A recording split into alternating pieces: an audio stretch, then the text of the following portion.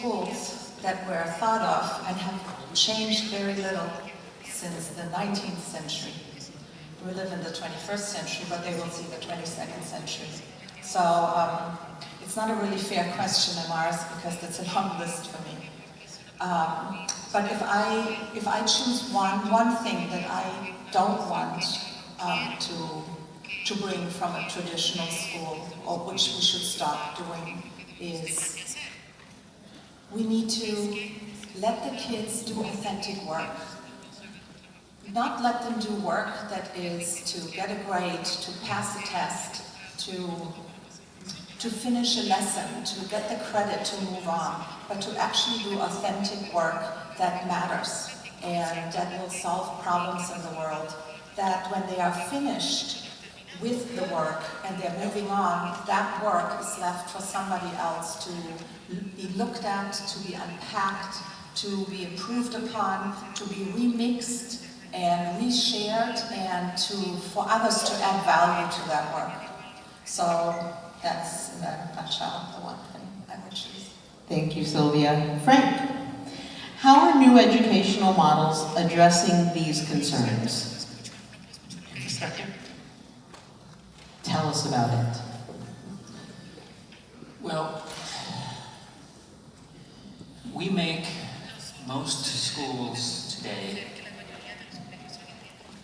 just like new versions of old schools, because we generally do not really think ahead at what education should be. We generally ask what education is. And those old schools, and I'm talking about separate classrooms, each of which has a single professor or a single teacher in it, separated from each other, with 25 to 40 students in a room. And we just simply keep adding those rooms until we run out of students. And that's what a building is.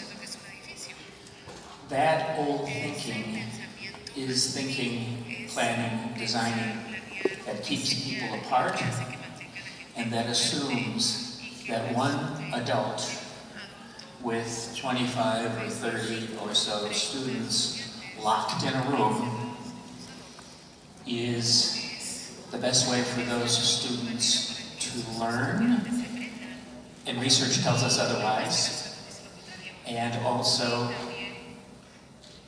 one adult locked in a room with 25 or 30 or more students is one of the most challenging jobs we could ever invent. Now, that concept of making school was developed 125 years ago. And that was all that we knew at the time. But that's generally all that we expect at the time, right now. And a good part of that reason is that's the way that all of you went to school. And most parents expect school and school infrastructure to be like it was when they went to school, with some minor improvements. So, the kind of learning we are talking about, and hopefully the kind of learning we'll be able to share in our time with you tonight, is a completely different kind of learning, with a dynamic that has personalized learning for students, has students collaborating and doing projects, has teachers teaming with each other and co-teaching with larger groups of kids in multiple spaces.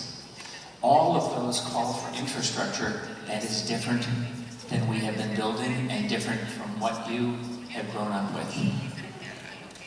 But all of it is achievable within the general budgets that we expect for traditional schools.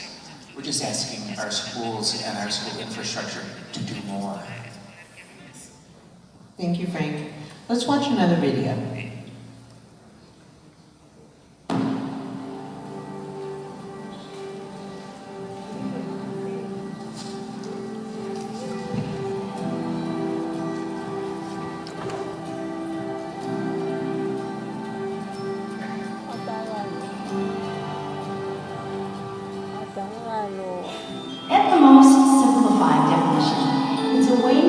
teaching and learning, it gives students the context for developing a deep understanding and developing the kinds of skills that they need to go on with whatever they want to go on with in life. It prepares them for the future that they want to create. And there's not one right model, not one right way to do it, but the different examples that we're seeing, some schools will decide, we're going to teach everything through project-based learning. All subjects, all the time, students are engaged in PBL. These tend to be disciplinary projects with teachers having time to collaborate together. We also see many, many more schools that are setting these into project experiences sometimes for students. So there may be some traditional teaching interspersed with a very rich project. And that project might take a couple of weeks, it might take a couple of months. The Buck Institute attempted to define a gold standard for project-based learning. What would that mean if you were aspiring to the best design of a PBL experience? Whether it's 2 weeks, 2 months, a full semester, what's essential to make that happen? One of those myths is that projects are going to be sort of fluffy. It's not serious enough. It's not rigorous. I hear the rigor word quite often. We know from research that when PBL is done well, students have a deeper understanding and are able to comply with it. And what's kind of the beauty of PBL is that there are tandem tracks that students are learning really deep, important knowledge, content, what I call academic content. At the same time, they're developing those success skills, critical thinking, collaboration, communication, being able to put your ideas forward. Those are right at the heart of the project's goals. And what's emerged is a framework for designing a project that kind of opens up like a camera lens. So if you imagine right in the focal point of that lens, right at the heart, is the kind of deep understanding, the goals for deep understanding and success skills. So right at the heart of the project always is what's worth learning in this project.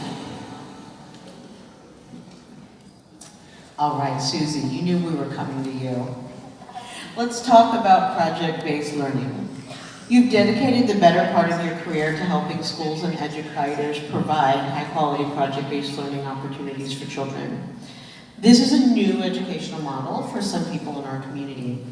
Please tell us a little bit more about project-based learning. Specifically, how long has it been around?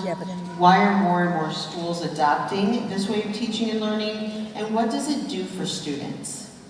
Sure. So the origins of project-based learning really go back quite a long ways. In the U.S., these were the first folks who really focused on project-based learning were some of our early progressive thinkers like John Dewey. But even further back, this is about learning by doing.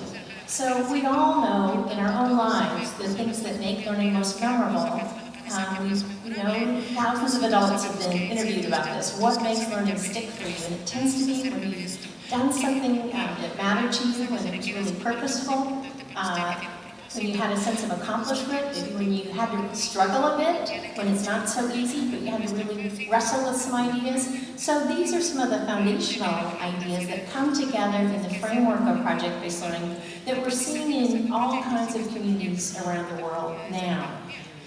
And in different communities, what's driving the interest in project-based learning is that it provides a structure, a framework, if you will, to give students the kinds of experiences that will set them up for success with whatever challenges may lie ahead of them.